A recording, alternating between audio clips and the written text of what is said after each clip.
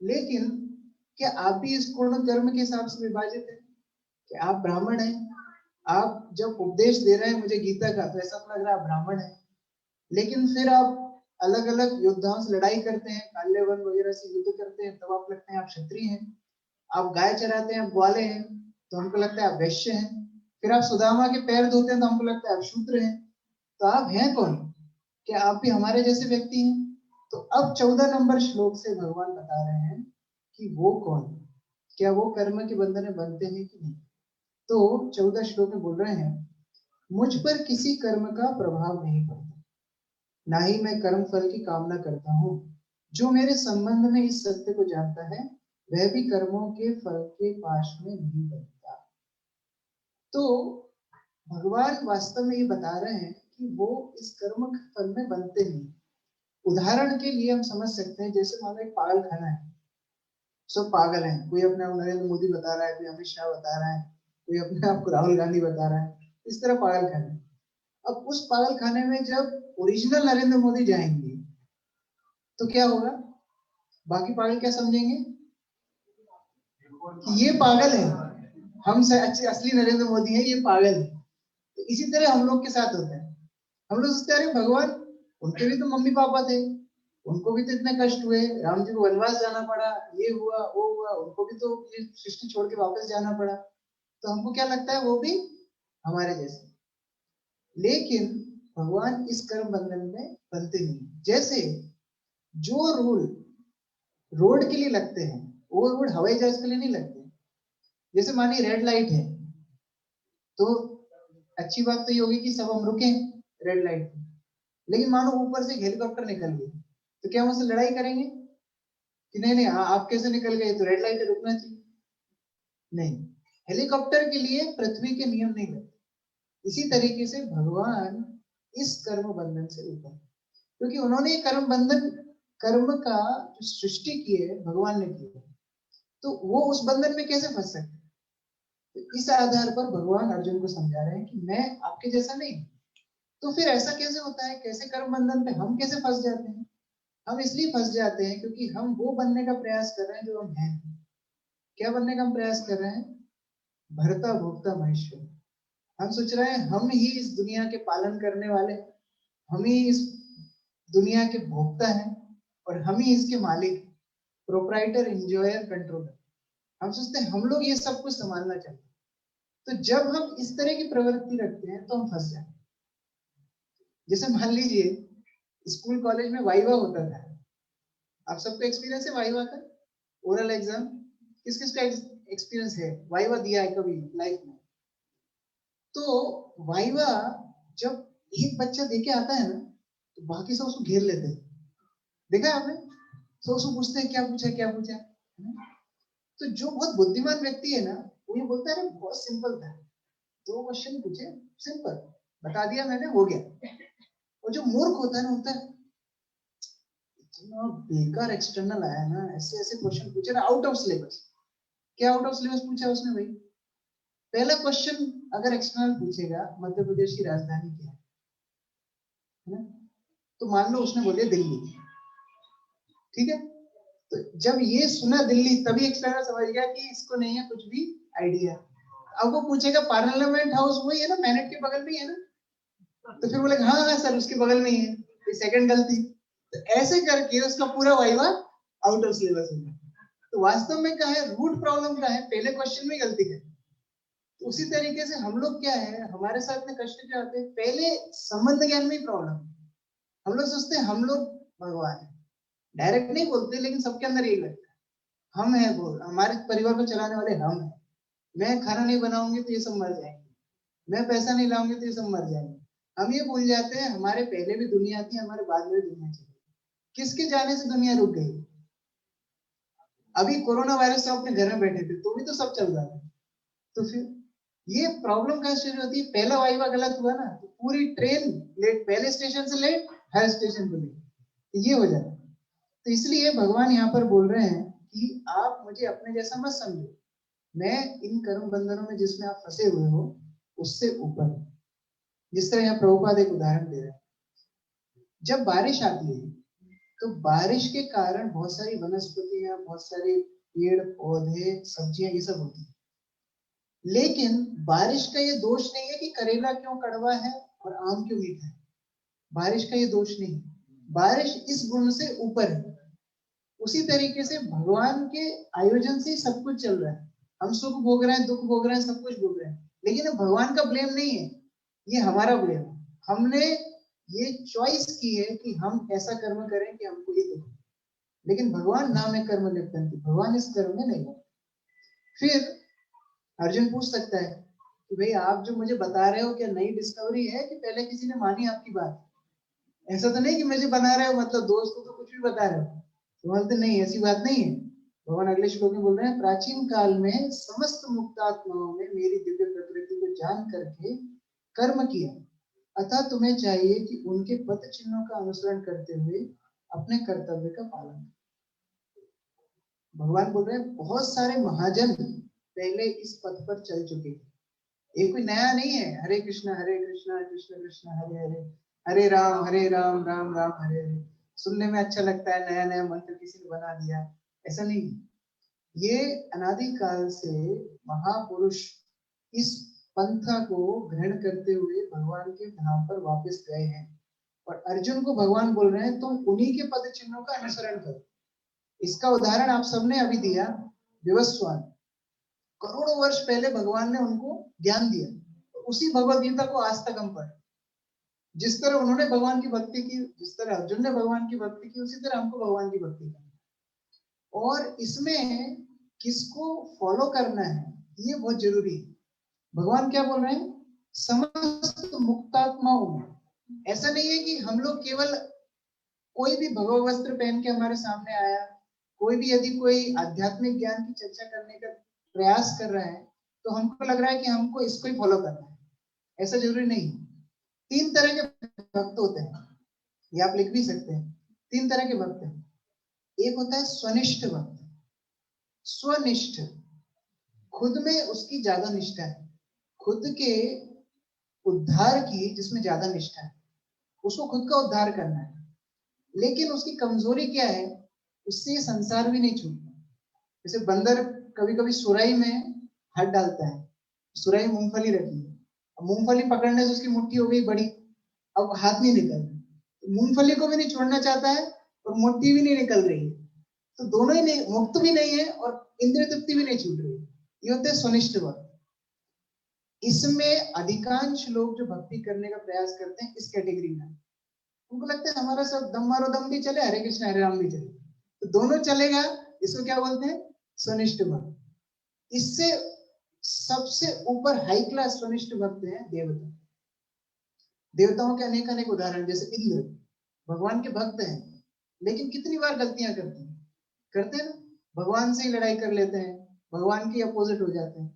जैसे ब्रह्मा जी भी स्वनिष्ठ भक्त, मतलब अलग अलग काल में अलग अलग ब्रह्म होते हैं, लेकिन देवता मुख्यतः स्वनिष्ठ भक्त होते हैं, जो कि अपनी इंद्रिय तृप्ति भी चाहते हैं और इस संसार से छूटना भी चाहते हैं। याद रहेगा, मैं पूछूंगा लास्ट में, स्वनिष्ठ भक्त। सेकंड कैटेगरी होती है परिनिष्ठित भक्त। परिनिष्ठित भक्त कौन होते हैं, जिनको इस संसार से छूटना है लेकिन उनकी इंद्रिय तृप्ति में कोई आसक्ति नहीं। जैसे कि योगी, ज्ञानी, हम लोग देखते हैं ना, कोई तपस्या कर रहा है, पानी के अंदर बैठा है, ठंड में गर्मी में चारों तरफ आग जला के बैठा है, कोई खड़ा है सालों साल से, कोई मौनी बाबा है, अलग अलग तपस्या करते हैं।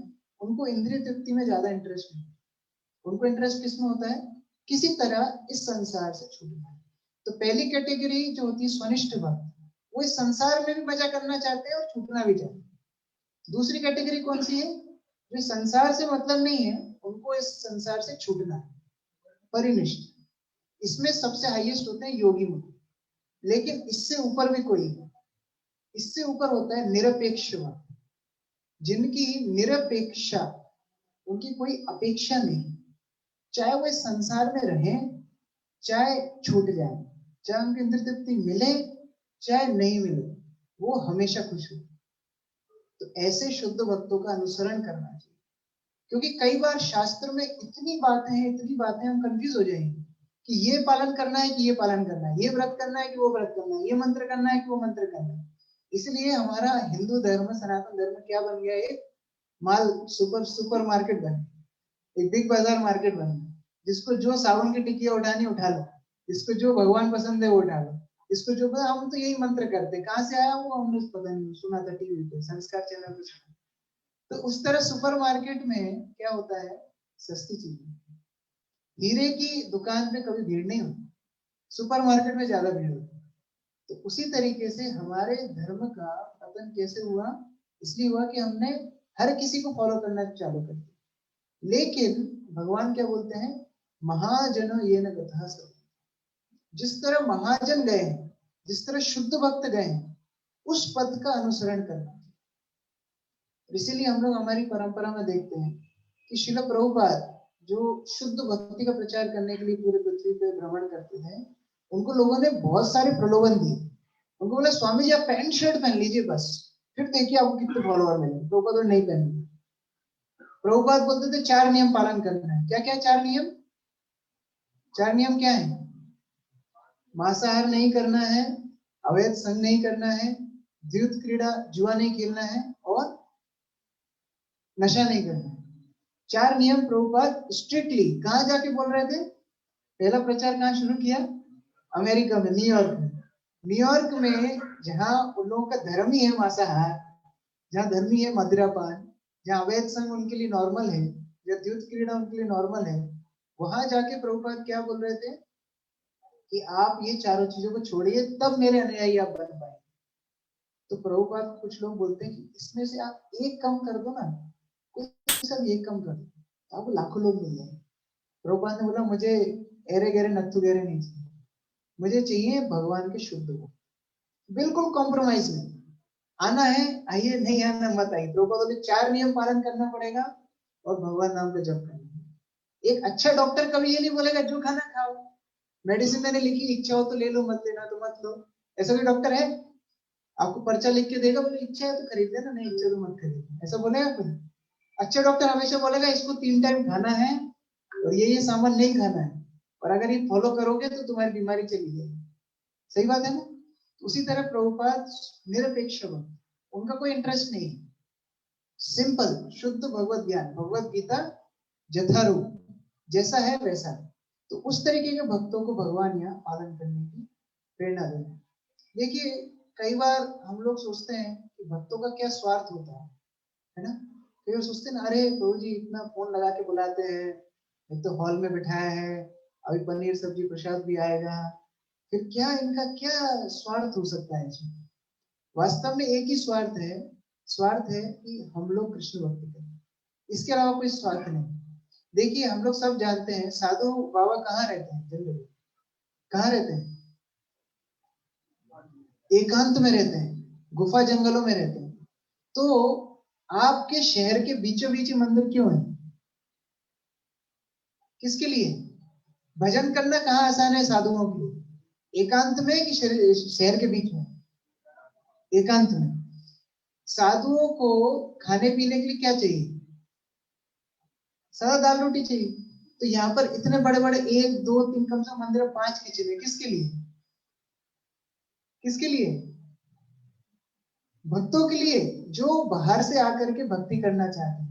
प्रभुपाद जी बोलते थे मैं तो एक कुटिया के अंदर रह सकता हूँ, ये मंदिर है आपके लिए, क्योंकि अगर मैं कुटिया बना के रहूं तो आप लोग कितने लोग आएंगे, ये प्रभुपाद बोलते। तो वास्तव में निरपेक्ष भक्त क्या करते हैं, हमको भक्ति में उत्साहित करने के लिए ये सब काम करते हैं। उनका पर्सनल स्वार्थ नहीं होता। आप उनको मारेंगे तो भी वो आपको कृष्ण भक्ति देंगे। इसका उदाहरण है श्री नित्यानंद प्रभु। आप लोगों ने सबने दर्शन किए मंदिर में? आज दर्शन किए? किस किसने दर्शन किया? आज दर्शन किए? सबसे पहले नरसिंह देव। नरसिंह देव के बगल में कौन है? गौर निताई। गौर निताई लेफ्ट साइड है नित्यानंद प्रभु, राइट साइड है चैतन्य महाप्रभु। चैतन्य महाप्रभु कृष्ण के अवतार हैं, जिनमें हमें हरे कृष्ण कृष्ण कृष्ण हरे हरे, हरे राम राम राम हरे हरे, ये महामंत्र है। और लेफ्ट साइड में नित्यानंद प्रभु जो बलराम के अवतार। ये नित्यानंद प्रभु हर व्यक्ति के पास जाकर के बोलते थे कि मैं आपका नौकर बन जाऊंगा लेकिन आप हरिनाम कीजिए। ऐसा क्यों बोलते थे? क्योंकि जब भी आप किसी को भक्ति के लिए प्रोत्साहित करने के लिए जाएंगे, सबसे पहले वो एक ही बहाना देगा। क्या देगा? टाइम नहीं है हमारे पास। तो नित्यानंद बोलते थे, अच्छा आपका काम मुझे दे दो, मैं आपका नौकर बनने के लिए रेडी हूँ, लेकिन आप ये महामंत्र का जप करो, आप भक्ति करो। तो ऐसे नित्यानंद प्रभु घर घर जाते थे, द्वार द्वार पे जाकर के ये भिक्षा मांगते थे कि आप भगवान कृष्ण का नाम लीजिए, आप भगवान कृष्ण की शिक्षाओं का पालन कीजिए। लेकिन उन्होंने एक दिन देखा कि दो बहुत ही बलिष्ठ व्यक्ति, बहुत ही धनी व्यक्ति, बहुत ही प्रतिभाशाली व्यक्ति शहर में जा रहे हैं, और इनका नाम था जगाई और मधाई। ये दो थे एकदम डॉन, पूरे पूरे नवद्वीप शहर में ये लोग डॉन थे। सब लोग इनसे डरते थे, ये लूटपाट करते थे, बहुत सारे गंदे काम करते थे। ऐसा वर्णन है कि चित्रगुप्त जी जो यमराज का पूरा लेखा जोखा रखते हैं, वो भी परेशान हो गए थे इनका पाप का राइट अप लिखने में।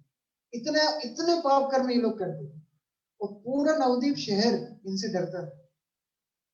तो नित्यानंद प्रभु ने ऐसे व्यक्ति को देख के, हम लोग क्या लगेगा ऐसे व्यक्ति के सामने आएगा तो, मान लो कोई एकदम जिप्सी गाड़ी में पूरा एकदम बंदूक बंदूक लेके और कान में बाली पहना है और एकदम मुस्टंडा से व्यक्ति आपके सामने, आप उसको हरे कृष्ण कराने जाएंगे?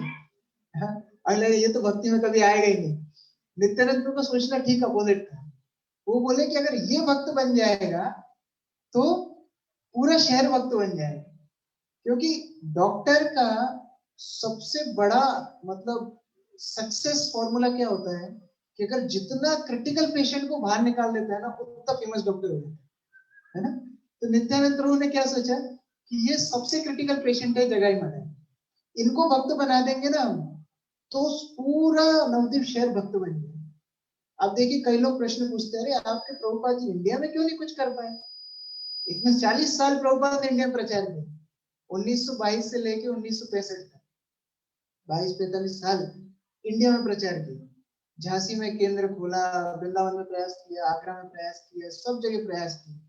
लेकिन प्रभुपाद जी सोच रहे थे कि अभी भारतवर्ष किसको फॉलो कर रहा है? पाश्चात्य जगत को फॉलो कर रहा है।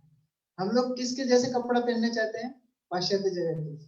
पाश्चात्य जगत में जैसे नौकर हैं, वैसे हम नौकर बनना चाहते हैं।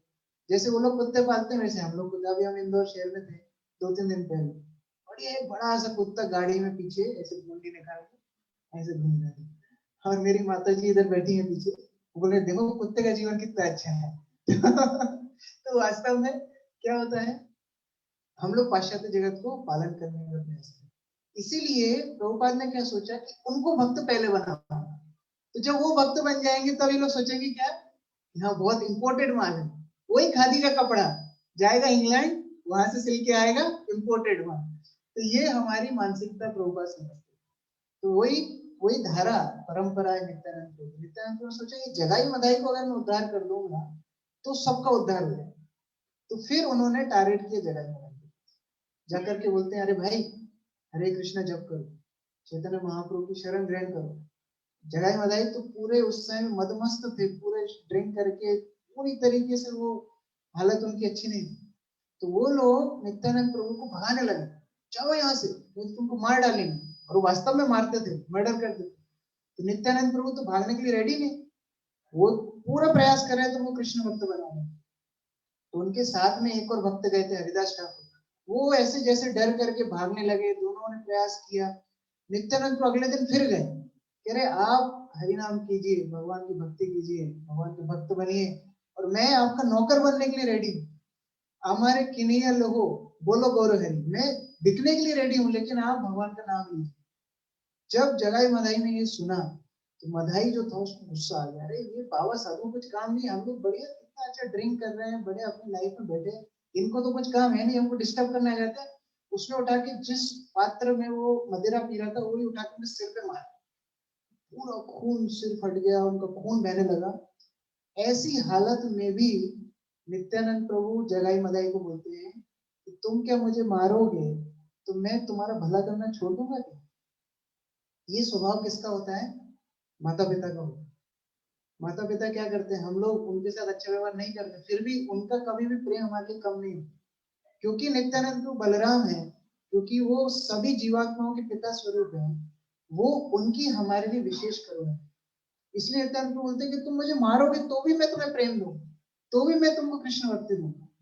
तो ये सुन के जो मदाई के साथ भाई था दूसरा जगाई, वो बहुत ज्यादा डर गया कि अरे हमने ऐसे व्यक्ति को मार दिया, ऐसे साधु को मार दिया, हमारा क्या होगा। और ये सुन के चैतन्य महाप्रभु जो खुद भगवान कृष्ण है सुदर्शन चक्र लेकर आते हैं कि मैं ये जगाई मदाई को बिल्कुल खत्म कर दूंगा। उन्होंने मेरे प्राण स्वरूप, मेरे शरीर नित्यानंद है, इनको कैसे मारा। तो चैतन्य महाप्रभु सुदर्शन चक्र से जब मारने वाले थे, तब नित्यानंद प्रभु भगवान की चरणों में गिर के बोलते हैं कि आप इनको माफ कर दीजिए, आपका अवतार मारने के लिए नहीं हुआ। पहले रामचंद्र आए, बहुत असुरों को मारा, कृष्ण आए, बहुत राक्षसों को मारा, आपका अवतार मारने के लिए नहीं हुआ। कलयुग में जब आप मारने निकलोगे तो किसको किसको मारोगे, किसको मारोगे। ये तो हर घर में रावण है, हर शरीर में कंस है, किसको किसको मारोगे। आपका अवतार हुआ है जीवात्मा को उद्धार करके कृष्ण प्रेम देने, तो आप इनको माफ कर दीजिए। चैतन्य महाप्रभु बोलते हैं कि मैं इनको माफ कर देता अगर ये मेरे प्रति अपराध करते, लेकिन इन्होंने बड़ी गलती कर दी।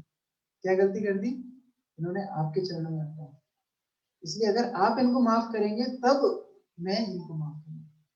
तो तब नित्यानंद प्रभु बोलते हैं कि कोटि कोटि जन्म में मैंने जितने भी पुण्य कर्म करे, अगर उसका थोड़ा भी कुछ स्वीकृति मेरे पास है तो मैं ये जगाई मदाई को देता। तो इस तरीके की भावना हमारे आचार्यों की, इस तरह की भावना भक्तों के अंदर। इसलिए भगवान यहाँ बोलते हैं ऐसे मुक्तात्माओं को फॉलो करना, ऐसे मुक्तात्माओं का पाद चिन्हों को अनुसरण करना। वो जैसे जैसे सिखाते हैं वैसे वैसे पालन करना। हमने अपनी जिंदगी हमारे ढंग से कितने साल जी, लेकिन हमारे जीवन में हमने क्या पाया, हम लोग किस तरीके से सुखी हैं और किस तरीके से हमारी भक्ति में हमको आनंद मिल रहा है। लेकिन जब हम ऐसे शुद्ध भक्तों को पालन करने का प्रयास करते हैं तो इमीडिएट रिजल्ट हमको मिलता है। जैसे आप पंखा चालू करो, यहाँ पंखा चालू हो जाए, इमीडिएट स्विच चालू करेंगे पंखा चालू हो जाए। उसी तरीके से इमीडिएट रिजल्ट मिलता है जब हम शुद्ध भक्तों का अनुसरण करना शुरू करें। ये जो हिप्पी अमेरिका में थे, जो नशा करते थे, अवैध संग करते थे, ड्रग्स खाते थे, ये सब करते थे, उनके ऊपर अमेरिकन गवर्नमेंट ने करोड़ों करोड़ों डॉलर खर्च करे, करे युवा पीढ़ी इतनी भटकी है, इनको हम कैसे मुक्त कराएं, कैसे हम इनको।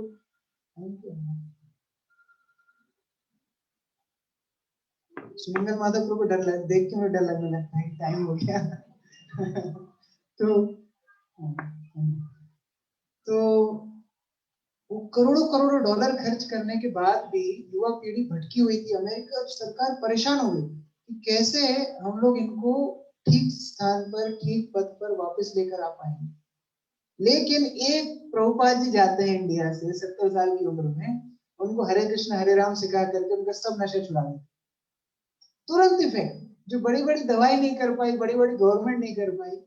प्रभुपाद जी के एक वरिष्ठ शिष्य थे भक्ति तीर्थ महाराज, जो अफ्रीका में प्रचार करते थे। तो भक्ति तीर्थ महाराज एक बार एक मंदिर में थे और वहां पर कुछ लोग आए, चुनौती देने लगे, कह रहे आपकी संस्था करती क्या है, बड़ी बड़ी संस्था बड़े बड़े सामाजिक कार्य करते हैं, बड़े बड़े उद्धार के काम करते हैं, आपकी संस्था क्या करती है। तो भक्ति तीर्थ महाराज ने बोला कि चलो तुमको थोड़ा एक राउंड घुमा के लाता हूँ मंदिर। तो भक्ति तीर्थ महाराज ने दिखाया, देखो ये इटली से है, ये रशिया से है, ये जर्मनी से है, ये अमेरिका से है, ये इस देश से है, ये उस देश से है, ये वर्कर था, ये इंजीनियर था, ये व्यापारी था। अलग अलग इतने इंट्रोडक्शन दे दिए कि वो व्यक्ति चक्कर खाने लगा। और भक्ति तीर्थ महाराज बोलते हैं हमारी संस्था ये करती है, जो यूनाइटेड नेशंस फेल हो गई वो हमारी संस्था करती है। यूनाइटेड नेशंस के बाहर में खुद गया था न्यूयॉर्क में, आप जानते हैं 100 से ज्यादा झंडे लगे हुए हैं हर देश। क्यों लगे हुए हैं, जिसका झंडा नहीं लगाएंगे वो नाराज हो जाएंगे। तो संयुक्तता कहाँ है, संयुक्तता का प्रश्न कहाँ है। संयुक्त हम कब होते हैं, जब हम लोग एक सिद्धांत को पालन करते हैं। संयुक्त हम कब होते हैं, जब हमारी एक लीडर होता है। संयुक्त हम कब होते हैं, जब हमारा एक झंडा होता है। संयुक्त कब होते हैं, जब हमारा एक शास्त्र होता है, और वो भगवद गीता सिखाती है। एकम शास्त्रम देवकी पुत्र गीता, एक ही शास्त्र है जो पूरे शास्त्रों का निचोड़ है, वो कौन है, भगवद गीता। एकम देवो देवकी पुत्र एव, एक ही देवता है जिनको पूजा करना चाहिए, वो कौन है, देवकी नंदन कृष्ण। तो ये प्रभुपाद जी की विशेषता है। तो अब हम लोग पूछ सकते हैं कि अरे हो सकता है जगाई मदाई तो बेकार लोग थे, उनके लिए नित्यानंद प्रभु को फॉलो करना अच्छा है। हम तो बहुत बुद्धिमान है। हमारे घर में गीता जी तो बहुत साल से रखी थी लाल कपड़े में, अभी भी लाल में ही रखी है बंधी हुई, लेकिन हम बहुत बुद्धिमान हैं, हमको ये सब प्रवचन वचन सुनने की जरूरत नहीं है। तो भगवान क्या बोलते हैं, कर्म क्या है और अकर्म क्या है, इसे निश्चित करने में बुद्धिमान व्यक्ति भी मोहग्रस्त हो जाए। ऐसा भगवान नहीं बोल रहे सब मूर्ख हैं।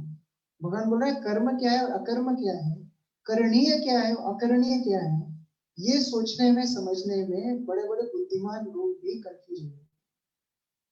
अतः मैं तुमको बताऊंगा कि कर्म क्या है, जिसे जानकर तुम सारे अशुभ से मुक्त हो सको।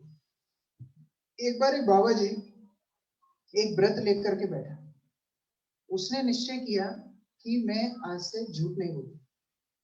किस किसने ऐसा कभी व्रत लिया है, आज से कभी झूठ नहीं बोलूंगा। कभी सोचते ना, ये सब आता है ध्यान जब किसी को हम शमशान में ले जाते हैं ना जलाने के लिए, तब ये सब आता है ध्यान में। आज से झूठ नहीं बोलूंगा, पाप करूं नहीं करूंगा, चीटिंग नहीं करूंगा, डेली भगवत नाम जप करूंगा, डेली। इस तरह भावना कहाँ आती है, शमशान में। तो एनीवे ये साधु शमशान में नहीं थे, इन्होंने स्ट्रिक्टली व्रत लिया कि आज से मैं झूठ नहीं बोलूंगा, और आसन लगा करके अपनी कुटिया के सामने बैठ गया भगवान का ध्यान। अब ध्यान में तो मन भटकता ही है, आप सबको अनुभव होगा, माला जब करते हैं तो बीच बीच में आप खोल के देख रहे थे क्या चल रहा है। तो देखे उन्होंने कि एक गाय भागती हुई जा रही है, तो भागती भागती वो एक गली में चली, तो पीछे से एक कसाई बड़ी सी एक खड़ग लेके आ रहा है। गुस्से से पूछा उसने, तुमने कहीं गाय जाते देखा, किस डायरेक्शन में गाय गई।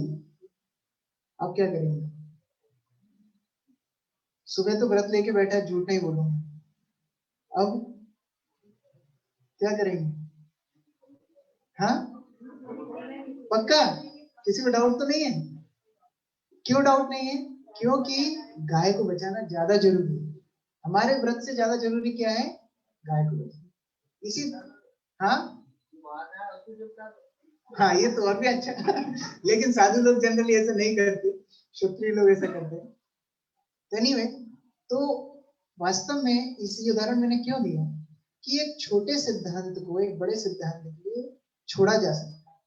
हम लोग बहुत सारे धर्म को पकड़ के बैठे, ये धर्म है वो धर्म है, ये करना है वो करना है, ये व्रत है वो व्रत है, ये अनुष्ठान वो जाप ये यज्ञ वो यज्ञ, सब अच्छा है सब सही है सब शास्त्र में, लेकिन इन सबसे ऊपर भी कुछ जो भगवत गीता का सिद्धांत 18वें अध्याय भगवान बोलते हैं, सर्वधर्मान परित्यज्य मामेकम शरणं व्रज।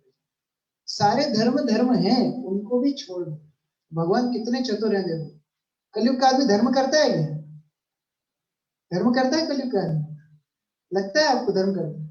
एक पंखा भी दान करेगा तो पूरे कुंदवे का नाम उस पर लिखवाएगा, धर्म करता है कि कलयुग का आदमी। लेकिन भगवान बोल रहे हैं सभी धर्मों को छोड़ के मेरी शरण में आ जाओ। ऐसा क्यों बोल रहे हैं, क्योंकि भगवान को एक और बात पता है, कलयुग का आदमी बार्गेनिंग बहुत करता है, भाव तोल बहुत करता है। तो जब मैं बोलूंगा धर्मों को छोड़ दो तो बोलेगा नहीं नहीं नहीं नहीं नहीं, नहीं इतना नहीं कर पाऊंगा, तो चल कम से कम अधर्म तो छोड़। तो भगवान बोले ऊपर का कम से कम बोलो, सर्व धर्मान परित्यज्य। तो ठीक है, कम से कम उतना लेवल नहीं है हमारा, कम से कम अधर्म को छोड़ के तो भगवान की शरण में जाएंगे। तो वो बात भगवान यहाँ बोल रहे हैं, कर्म क्या है अकर्म क्या है। कर्म की बहुत ज्यादा मतलब हम लोग प्राधान्यता देते हैं, कर्म ही पूजा है कर्म ही पूजा है, सही बात है, लेकिन कर्म से भी ऊपर कुछ है, उसको बोलते हैं अकर्म। अकर्म क्या होता है, जो कर्म वास्तव में है ही नहीं। जैसे अकर्म, आज इस शब्द के आगे लगता है मतलब उसका अपोजिट, कर्म का अपोजिट होता है अकर्म। अकर्म वास्तव में कर्म बंधन में नहीं बांधते। जैसे कि सिंपल उदाहरण, हम लोग जब अपने लिए कुकिंग करके खाएंगे तो वो हमें कर्म बंधन में बांधे, वही कुकिंग करके जब भगवान को भोग लगाएंगे तो वो कर्म से मुक्त हो जाए, उसको बोलते हैं अकर्म। क्रिया एक ही है लेकिन उसके रिजल्ट अलग अलग। एक ही पैरों से चलकर हम क्लब हाउस जा सकते हैं, पैरों से चलकर हम मंदिर आ सकते हैं, चलने की क्रिया एक ही है, लेकिन क्या हो गया, उसका रिजल्ट अलग अलग। तो भगवान यहाँ पर बोल रहे हैं कि कृष्ण भावनामृत में जो कर्म किया जाए वह पूर्ववर्ती प्रमाणित भक्तों के अनुसार की चर्चा।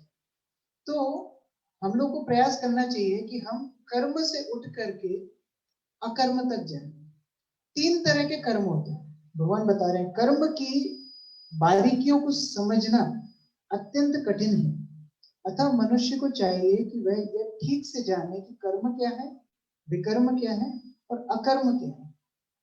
क्या क्या हो गया? तीन चीज, ये भी आप लिख सकते हैं, ये याद रखना चाहिए। तीन चीज, विकर्म, कर्म और अकर्म। विकर्म क्या होते हैं? विकृत कर्म। विकर्म मतलब जो कर्म नहीं करना चाहिए, निषिद्ध कर्म, जो कर्मों को करने से हमारा घाटा हो, जो कर्मों करने से हमको पाप हो, जो कर्मों करने से दूसरों को हानि हो, ये सारे कर्म जो शास्त्र में प्रतिबंधित हैं, वो कर्मों को बोला जाता है विकर्म। उससे ऊपर होता है कर्म। कर्म क्या होता है? कर्म होता है जो हमारे धर्म अर्थ काम मोक्ष में मदद देता है। हमारा जैसे कर्म है, मान लो कोई इंजीनियर है, स्टूडेंट है, हम एक परिवार में है, एक दूसरे के लिए रिस्पॉन्सिबिलिटी, ये सब क्या होता है? कर्म होता है। तो ये कर्म तो हमको बहुत अच्छे समझ में आता है, विकर्म भी बहुत अच्छे समझ में आता है, क्या नहीं करना और क्या करना। लेकिन इन दोनों के ऊपर होता है क्या? अकर्म। अकर्म क्या होता है? भक्ति। जैसे जब अश्वत्थामा को मारा गया, अश्वत्थामा वास्तव में कौन था? हाथी। हाथी अश्वत्थामा मारा है। और भगवान युधिष्ठिर महाराज से बोलते हैं कि तुम बोल दो कि अश्वत्थामा मारा है। युधिष्ठिर महाराज ने क्या बोला? अश्वत्थामा मर गया, लेकिन आदमी नहीं, हाथी। और जैसे ही उसने भगवान ने आधा सेंटेंस पूरा सुना कि युधिष्ठिर महाराज ने बोला अश्वत्थामा मारा गया, और वो बोलने वाले थे कि आदमी नहीं, हाथी, तो भगवान ने शंख बजा जा तो वो सुनाई देने की जरूरत नहीं। और ये सुन के द्रोणाचार्य समाधि में चले गए, जिससे द्रोणाचार्य का वध। तो कोई बोल सकता है कि अरे क्या युधिष्ठिर महाराज धर्मराज है, हमने झूठ क्यों बोला? वास्तव में वो झूठ झूठ नहीं होता जो भगवान के आदेश से बोला जाए। क्योंकि धर्म क्या है? धर्मम तो साक्षात भगवत प्रणीत। जो भगवान बोलते हैं वो धर्म होता है। Simple definition.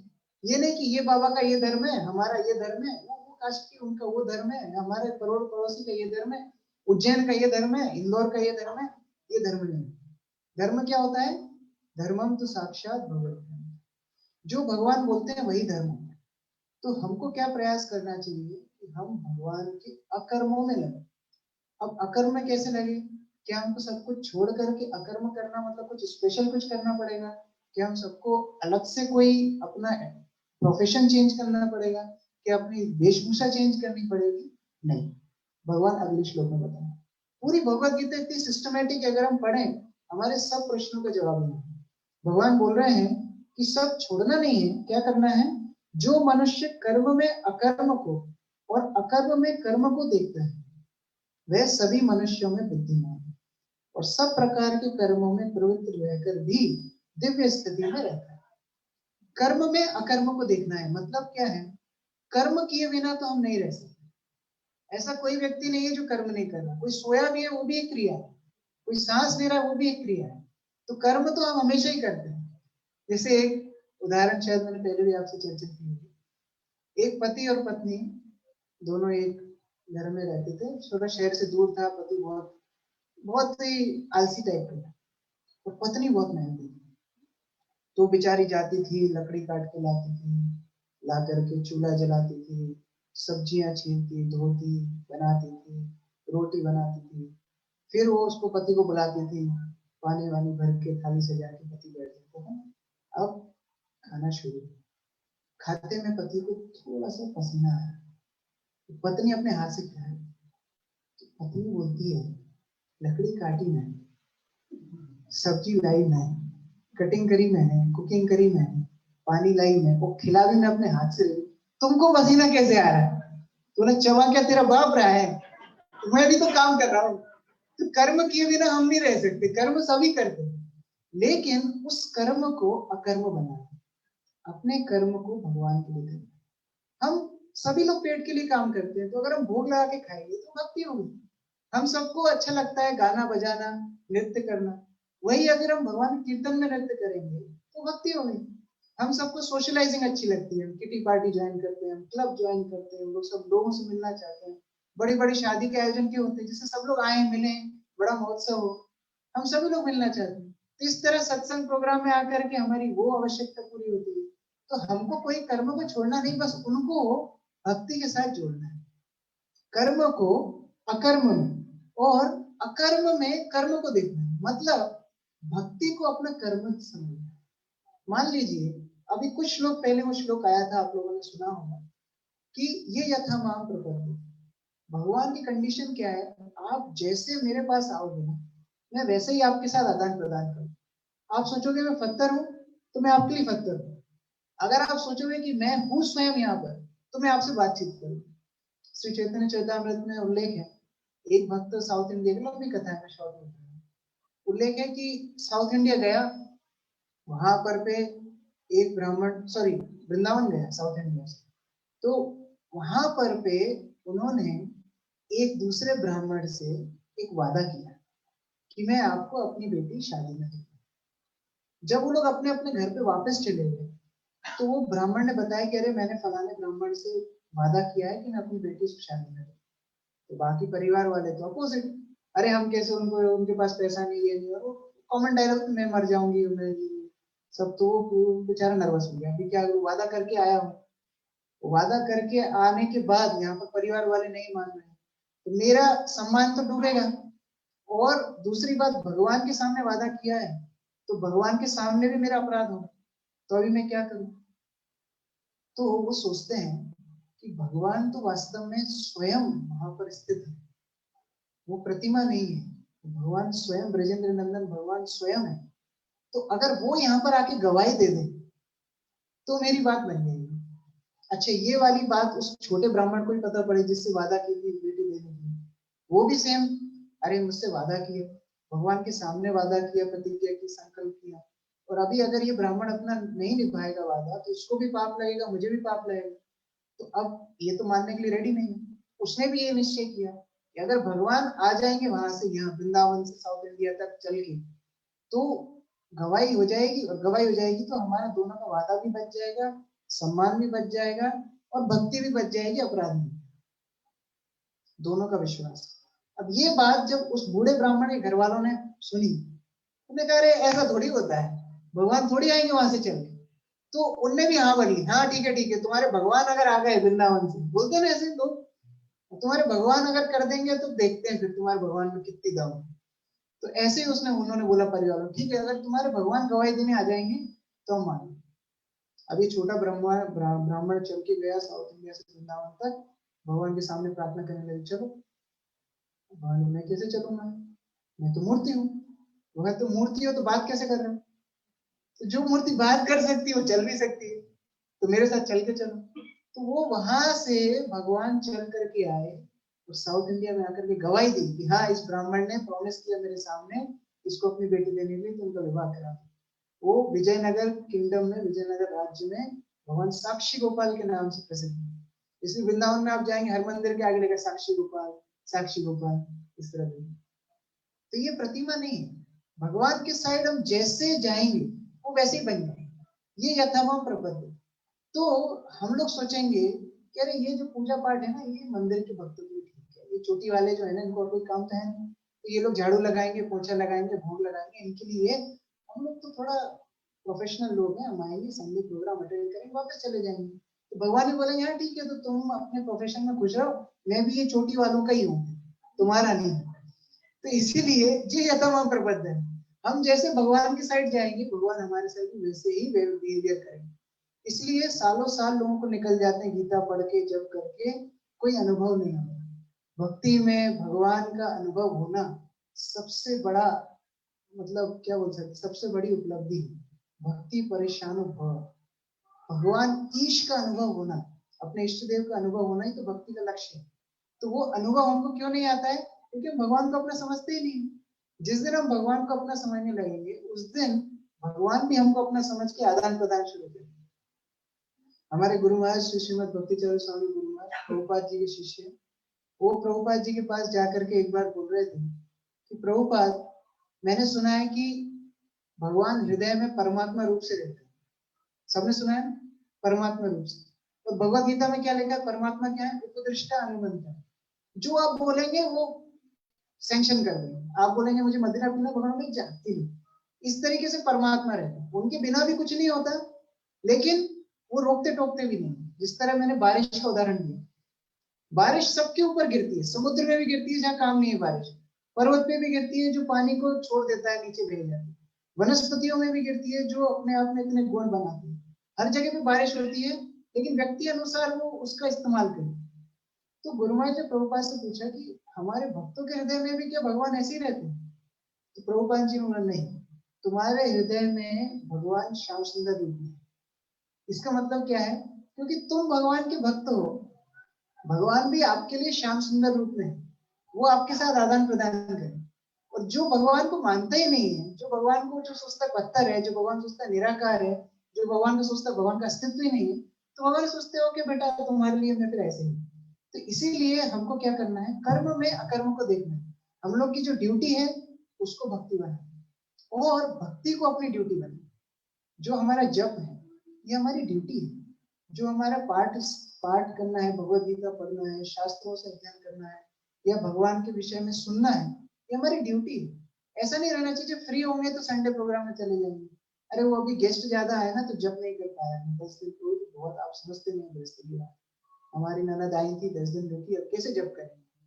तो क्या हुआ, हमने सांस लेना तो बंद नहीं की, हमने खाना पीना तो बंद नहीं किया। ननद जी को बोलो मैं भी 4 माला करूंगी, तुम भी 4 माला, ये हमारी ड्यूटी। तो अकर्म में कर्म को देखना है और कर्म में अकर्म को देखना है। इस तरह जब कोई व्यक्ति करता है तब क्या बोल रहे हैं भगवान, तब वो कर्म में लिप्त है, तब वो भगवत भक्ति प्राप्त करे। तो भगवत गीता में इस तरह क्रमबद्ध रूप में भगवान बता रहे हैं कि कैसे वो हमसे अलग है, वो कर्म के बंधन से ऊपर है, और हम कैसे कर्म बंधन से मुक्त हो सकते हैं। 2 चीजें मुख्य आज हमने चर्चा की। एक है कि निरपेक्ष भक्त, शुद्ध भक्त है, भगवान के महाजन भक्त हैं, उनका अनुसरण करना, उनके अनुगत्य होकर जब हम भक्ति करते हैं तब हम भगवत भक्ति भी प्राप्त करते हैं, कर्म बंधन से। और दूसरा सिंपल भगवान बोल रहे हैं, उतना भी अगर आपका लेवल नहीं है तो क्या कर सकते हैं, भगवान क्या बोल रहे हैं, अपनी जो नित्य क्रियाएं हैं उनको भक्ति के साथ जोड़ो, और भक्तिमय जो सेवाएं हैं उनको अपनी नित्य क्रिया जैसे माने। मंदिर आना मेरी ड्यूटी है, मैं रोज आऊंगा, मैं भगवत कक्षा रोज सुनूं, मैं भगवान का नाम जब रोज करूं। हम अपने जीवन में प्राथमिकता किसको देते हैं, ये भगवान देखते हैं।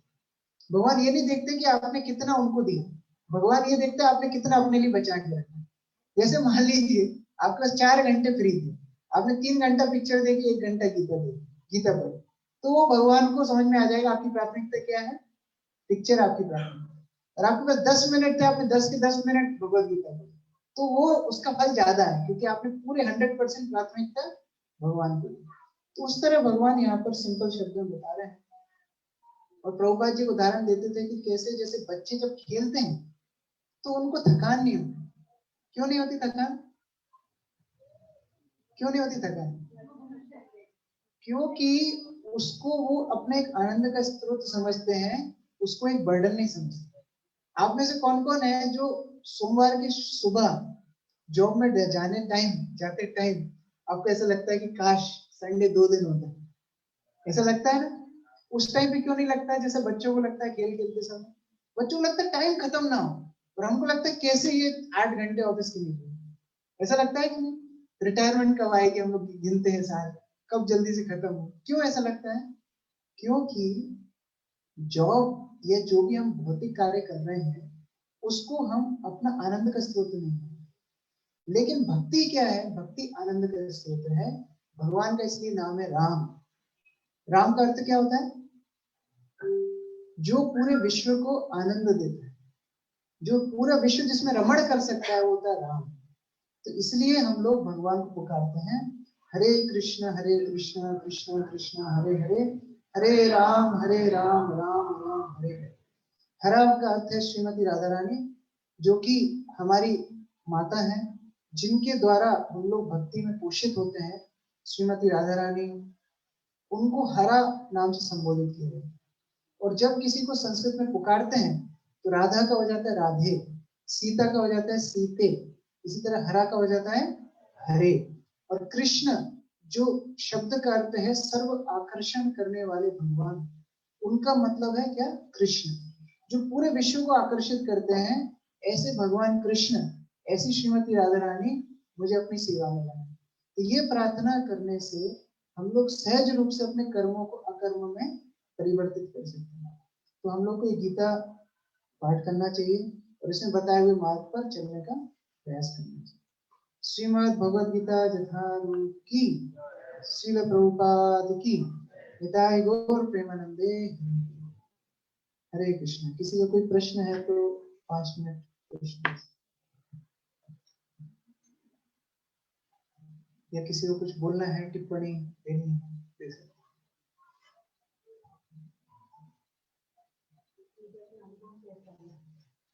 माइक है ये?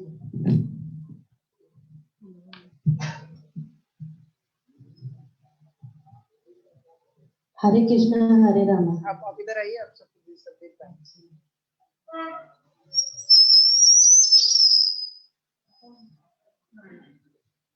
2 दिन पहले की बात है, मेरे सड़क पर से गली में कुत्ता था, काफी बीमार था, वो बहुत तड़प रहा था। तो उसको लेके आई, उसका इलाज कराया और उसको बॉटल वगैरह भी लगाई, पर ऐसा लग रहा था कि बहुत तड़प रहा है, उसके कान नहीं निकल रहे थे। फिर मैंने गीता जी उठाई और उसका 18वां अध्याय पढ़ा, फिर 3 पन्ने पढ़े और उसके कान मुक्त हो गए। ये मेरा बहुत बेस्ट अनुभव है, बहुत ज्यादा मतलब गीता की बिलीव करती हूँ मैं आप लोगों से रिक्वेस्ट करूंगी प्लीज इसे अनुभव कीजिए। Thank you so much. Hari बोल। और किसी को कोई प्रश्न है? हरे कृष्ण। स्वर्ण माधव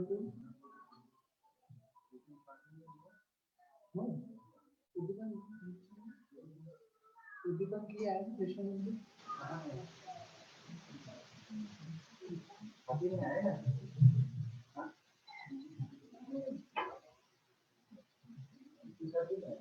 अच्छा,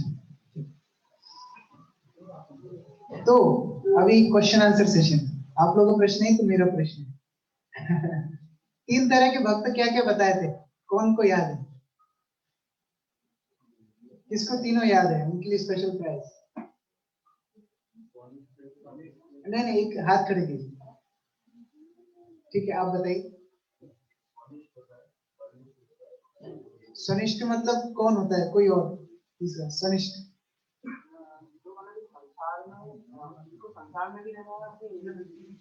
हाँ, उनका एग्जाम्पल? नहीं, मतलब देवता लोग स्वनिष्ठ होते हैं, इंद्रिय तृप्ति भी चाहिए, मुक्ति भी चाहिए। और सेकंड कैटेगरी क्या है? परिनिष्ठ क्या होता है, कौन बता सकते हैं? हाँ, मतलब उनका क्या होता है, परिनिष्ठ की पहचान क्या होती है? हाँ, उनको संसार से इंद्रिय तृप्ति नहीं चाहिए, क्या चाहिए? मुक्ति चाहिए। और थर्ड कैटेगरी क्या है? निरपेक्ष। निरपेक्ष मतलब क्या होता है, कौन बता सकते हैं?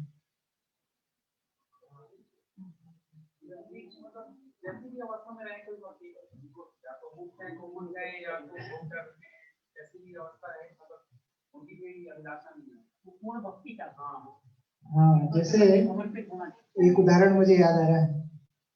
एक बार एक साधु और उनका चेला दोनों शहर का भ्रमण कर रहे थे। तो सबसे पहले वो राजा के पुत्र से मिलते।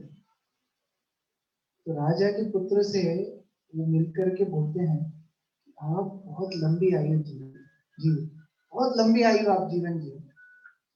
तो ऐसा आशीर्वाद सुन के तो अच्छा लगा शिष्य को, गुरु जी तो अच्छा आशीर्वाद दे, भाई लंबी आयु जिए।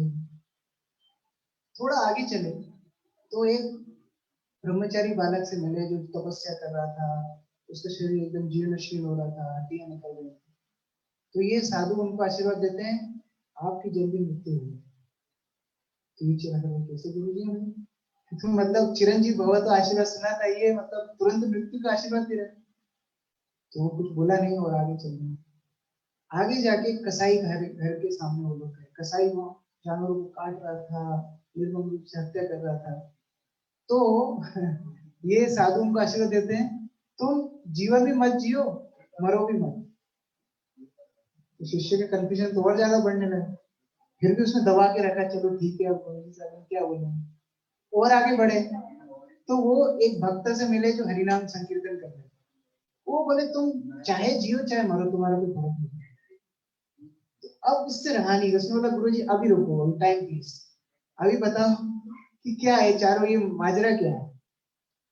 तो गुरु ने बताया कि पहला जो राजा का पुत्र है उसको भक्ति का कुछ भी ज्ञान नहीं, उसको भगवत गीता में कोई रुचि भी नहीं, वो पूर्ण रूप से धन ऐश्वर्य में लिप्त है। जितना ज्यादा आपके पास ऐश्वर्य होगा, जितना ज्यादा आपके पास भौतिक संपत्ति होगी, भौतिक प्रतिष्ठा होगी, उतना ज्यादा भक्ति में बाधा होगी, ये भजन में बाधा है। जैसे मान लीजिए आप में से अगर किसी एक व्यक्ति की चप्पल सोने की होती है और बाहर रखी होती है तो क्या होता है? हाँ, चप्पल तो छोड़ दीजिए, आप अगर सोने की ईंट जेब में लेके आए होते हैं तो क्या होता है? सो मत फिसल तो नहीं गई, देखते नहीं। जितना ज्यादा भौतिक आसक्तियां होती है उतनी भजन में बाधा होती है। तो वो साधु क्या बोल रहे थे कि इनकी ना तो रुचि है और ना इनको भगवत भक्ति में कोई ज्ञान है, और ये पूरी तरीके से इंद्रिय तृप्ति में लिप्त है। जैसे ही अपना शरीर छोड़ेंगे इनको नरक की यातना भुगतनी पड़ेगी। इसलिए मैंने उनको बोला चिरंजीव भव, ज्यादा से ज्यादा जियो, क्योंकि मरने के बाद तो तुम्हारी दुर्गति होने वाली है। दूसरा जो ब्रह्मचारी है, जो तपस्या कर रहा है, उनको बोला आप जल्दी जल्दी अपना शरीर छोड़ दो। क्यों? क्योंकि ये जो जो संसार है वो एक सभ्य पुरुष के लिए नहीं है। यहाँ आप रहेंगे, अगर कोई आपको आके अपने धर्म से च्युत कर देगा, अगर आपके व्रत से च्युत कर देगा, अगर आपको भटका देगा, तो आपका बना बनाया काम बिगड़ेगा। इससे अच्छा आप अपनी भक्ति में परिपक्व हो गए हैं, आप जल्दी जल्दी चले जाइए। इसलिए हम देखते हैं जो महापुरुष हुए उनकी आयु ज्यादा नहीं होती। चैतन्य महाप्रभु की आयु ज्यादा नहीं थी, 48 ईयर्स। शंकराचार्य की आयु ज्यादा नहीं थी, माधवाचार्य की आयु कम एज में ज्यादा काम करके भगवत धाम वापस चले गए। तो उस तरीके से क्या हुआ, उनको बोला आप जल्दी जल्दी चले जाइए, क्योंकि रिस्क है कि आप अपने धर्म से च्युत ना हो। थर्ड व्यक्ति कौन मिला था? कसाई। कसाई को क्या बोला था? आप जियो भी मत, मरो भी मत। क्यों? अगर आप ज्यादा जियोगे उतना ज्यादा उग्र कर्म करोगे, उतना ज्यादा हत्या करोगे, उतने ज्यादा पाप बटोरोगे, और अगर आप मर जाओगे तो आपको नरक जाना ही, तो आपका जीना भी बेकार है और मरना ही बेकार। अब फोर्थ व्यक्ति से मिले भक्त जो हरिनाम संकीर्तन कर रहे हैं, लोगों को हरे कृष्णा कृष्णा कृष्णा हरे हरे, हरे राम राम राम हरे हरे, इनका जप करा रहा है, भगवत भक्ति का प्रचार कर रहा है। तो उसको क्या बोला था? आप चाहे जियो चाहे आप मर जाओ, दोनों आपके लिए। क्यों? आप जितने दिन जिएंगे उधर आप वृंदावन की सृष्टि करेंगे, जहां भी आप जाएंगे वहां पर आप भगवत भक्ति का ऐसा माहौल बना देंगे कि लोग ऐसा महसूस करेंगे कि वो भगवत धाम में ही बैठे। और जब आप अपना प्राण छोड़ेंगे तो आप कहाँ जाएंगे? भगवत धाम जाएंगे। तो आपका जीना भी अच्छा है और मरना भी अच्छा है। इसलिए ऐसे भक्त होते हैं निरपेक्ष भक्त, उनका इस दुनिया में कोई आसक्ति नहीं है, उनके लिए मुक्ति मिले चाहे नहीं मिले। इसलिए चैतन्य महाप्रभु प्रार्थना करते हैं, ना धनम ना जनम ना सुंदरिम कविता व जगदीश कामये मम जन्मनि जन्मनीश्वरी भवता। हम लोग सामान्यतः प्रार्थना क्या करते हैं? धनम देही, जन्म देही, रूपवती भार्याम देही। सारे सारे व्रत किसके लिए होते हैं? सारे व्रत किसके लिए होते हैं? कुछ ना कुछ व्रत तो किसी ना किसी प्राप्ति के लिए होता है ना। और भारतवर्ष में फेमस टेम्पल कौन से होते हैं? सबसे फेमस कौन से होते हैं? जिधर मन्नत पूरी होती है, होती है ना ऐसा। ऐसा कोई मंदिर जहाँ जहाँ कुछ मिलता ही नहीं, उधर भीड़ भी लगेगी। तो कोई मंदिर में थोड़ा सा कोई झूला टांग के आया, उसने घर पे कोई संतान होगी, हाँ ये बहुत मन्नत पूरी होती है। तो हमारा भगवान के साथ संबंध क्या? बनिए का संबंध। ये दो, शक्कर दो, चावल दो, आटा दो। और बनिए को तो हम पैसा भी देते हैं। भगवान क्या बोलते हैं? हमको 1 लाख रुपए तो हम नारियल चढ़ाएंगे। हाँ, हमारे हमारे घर के पास में एक मंदिर है, हनुमान जी का एक पहाड़ है। लोग मन्नत मांगते हैं, हमारा जॉब लगा दो, हम पैदल चल देंगे। तुम्हें 2 घंटे पैदल चलने के लिए जिंदगी भर भगवान तुमको जॉब देंगे। कहते इतना सस्ता संबंध भगवान के साथ है तुम्हारा, तो तुम्हें क्या भक्ति है तुम्हारे जीवन में? तो उस तरीके की जो भक्ति होती है वो क्या है? हेतु भक्ति है। लेकिन भगवान किसको देखते हैं? अहेतु की भक्ति। इसलिए चैतन्य महाप्रभु क्या सिखाते हैं? ना धनम, पहले ही ना लगा दी, ना धनम, धन के लिए नहीं आया आपके पास। जब जब ध्रुव महाराज ने तपस्या की, 5 साल के बालक, क्रैश कोर्स 6 महीने में भगवान को प्राप्त किया ना। IIT जेई का क्रैश कोर्स होता है, सीए क्रैश कोर्स होता है, भक्ति का क्रैश कोर्स, 6 महीने में 5 साल के बालक ने भगवान की प्राप्ति। जब भगवान सामने आ गए, ध्रुव महाराज सोचते, बेटा ध्रुव मांगो, क्या चाहिए? भगवान ने क्या बनिया समझा है क्या? आपसे कुछ मांगना नहीं है। आपको देख के मैं समझ गया हूँ कि मैं कांच के टुकड़ों के लिए इधर उधर भटक रहा था, और आप हीरे जैसे मुझे मिल गए, अब मैं कांच के लिए भटकूंगा नहीं। इसीलिए ये संबंध शुद्ध भक्तों का संबंध होता है। इसलिए भगवान चैतन्य महाप्रभु बोल रहे हैं ना धन।